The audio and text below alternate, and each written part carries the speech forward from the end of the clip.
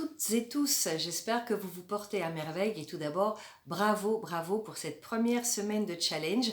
Je ne sais pas chez vous, mais en tout cas moi je suis ravie, les automatismes commencent tout doucement à se mettre en place, c'est fait, c'est gagné, je suis sur mon vélo, je souris sans raison et je vous assure que jusqu'à présent personne ne m'a dit mon Dieu mais qu'elle a l'air simplette celle-là à rigoler comme ça ou à sourire sans qu'il y ait de raison apparente.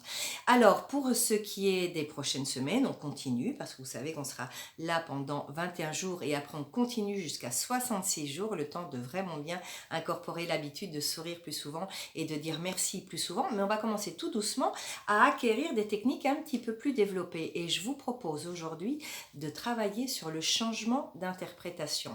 Alors, c'est très simple, ce ne sont pas, les choses ou les événements qui vous rendent triste ou qui vous rendent morose ou qui vous mettent de mauvaise humeur, c'est la manière dont vous les interprétez. Vous me suivez? Donc ce n'est pas tellement ce qui se passe, c'est la manière dont vous les interprétez. Et cette capacité d'interprétation, elle ne dépend que de vous. Donc je vous propose d'apprendre tout doucement à réinterpréter les choses de manière à trouver une raison d'en sourire. Exemple, votre boss vous regarde complètement de travers le matin.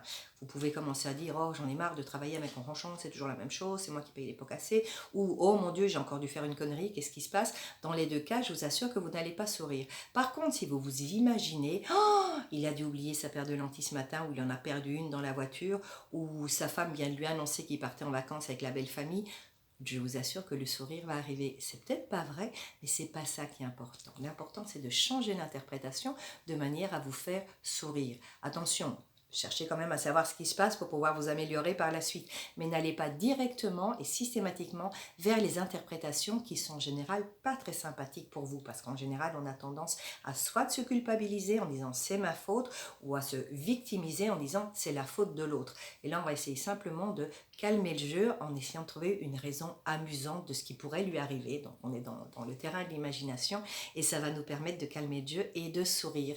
Et pour ce qui est de la gratitude, eh bien on avait déjà vu il y a quelques jours dire merci aux événements de la journée pour tout ce qu'ils m'ont appris, même les événements négatifs. Eh bien on va récupérer l'événement en question, vous allez dire merci à votre imagination.